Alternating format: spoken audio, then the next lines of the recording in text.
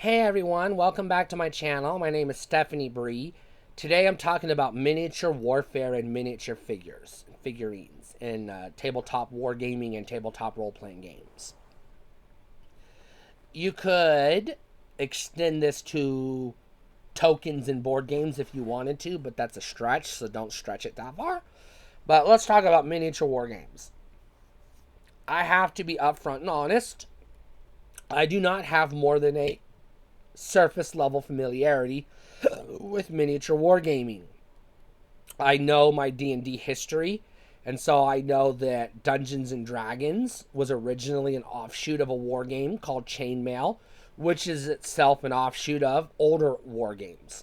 So Dungeons and Dragons, and by extension modern tabletop role-playing games, come from miniature war games. This is why, especially D&D in particular, but other tabletop RPGs as well, utilize miniature figures and a hexagonal map, very reminiscent of what you would have used in a miniature battlefield.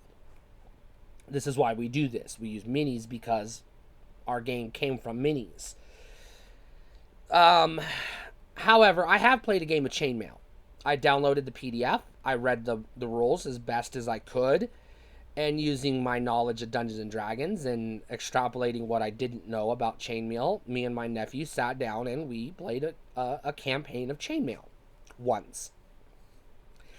And I have a limited experience with the Star Wars X-Wing game and the most popular miniature war game, Warhammer 40K.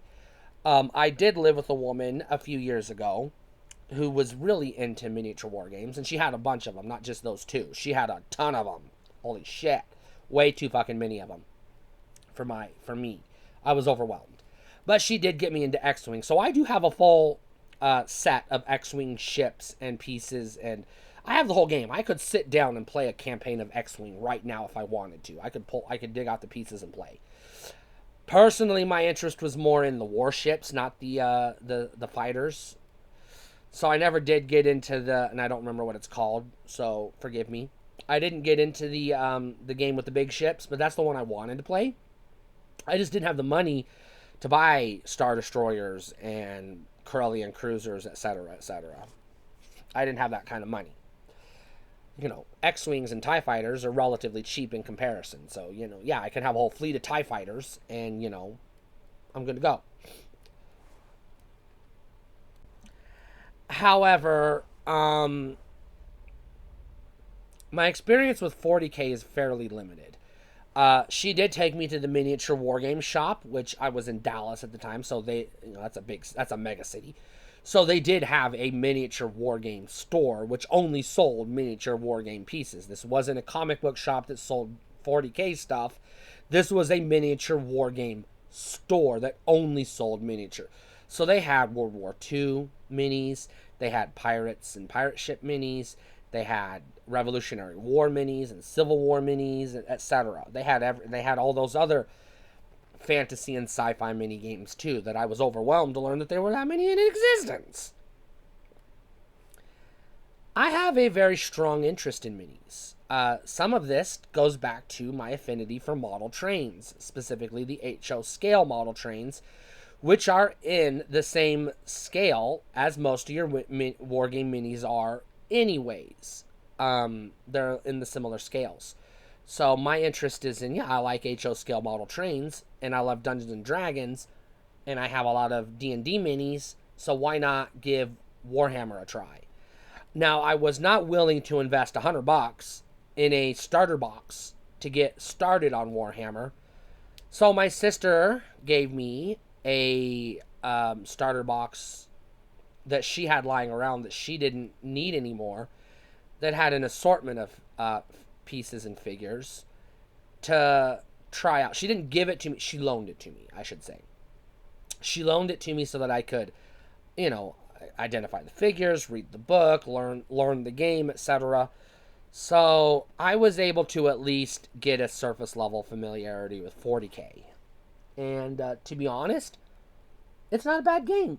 If I had the money and the time and the friends to play with, I could definitely see myself investing somewhat in 40K. So other mini war games I'm interested in. I am very interested in the pirates, the old pirate ships and stuff like that. So a pirate war game, pirate era war game would interest me. I am interested in medieval war games. So chainmail or something like chainmail would definitely interest me. I'm an American and I have an affinity for World War II. So a World War II campaign would interest me, as would a Revolutionary War, and even a Civil War campaign would probably interest me as well, somewhat. As far as sci-fi stuff goes, I would limit myself to Star Wars and Star Wars related stuff. So no Star Trek minis if they exist, and none of the, like, I would say original sci-fi stuff outside of 40K, which 40K is more fantasy based than science fiction based. And I know Warcraft, the video game, was a mini war strategy, a strategy game, based on tabletop war games. But I don't know, so correct me if I'm wrong, I don't know if there are any physical sets, pieces of minis in the Warcraft world to recreate Warcraft or StarCraft battles. I don't know if those exist. I can't say I would be interested in them if they did or do exist. And anything in the fantasy horror realm that includes skeletons and zombies and liches and ghouls and ghosts and things like that, vampires and werewolves, etc., would absolutely interest me. Absolutely would interest me. So that's where I am on minis and miniature war games. I do own an assortment. I'm not going to put a number on it because I don't know. I haven't sat down and count. But I do own an assortment of official D&D minis, various ones, and I will continue to buy various D&D minis based on what I want to own. Usually monsters. I like to own the monsters, but also some of the player character types. So, I have a fighter mini, I have a druid mini, a thief mini, a wizard mini, things like that. Your main characters I would like to have an assortment of. But I do not play Dungeons and Dragons with minis. I play Theater of the Mind. So if I go to a game session where they're playing with minis, I will put my piece on the board and move it around, as everyone else will. But I'm going to still describe my actions and everything that I'm doing Theater of the Mind style, and I'm not going to look at the board beyond what where putting my piece where it needs to be.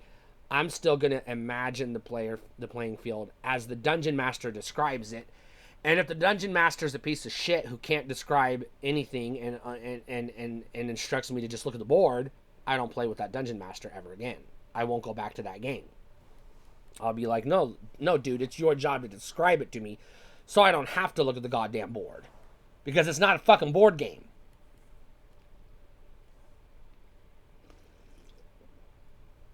This is one of the reasons why I do not like virtual tabletops. Because I don't want to have to look at the map and the board and whatnot. I want to be able to see it in my mind and imagine myself in the action. Because that's what drew me to Dungeons and Dragons in the first place. The shared storytelling aspect. So to me, even though D&D has its origins in miniature wargaming, I prefer to play it as far removed from miniature war games as possible. This is one of the reasons why I'm not a fan of 4th edition, which is basically the D&D miniature war game edition.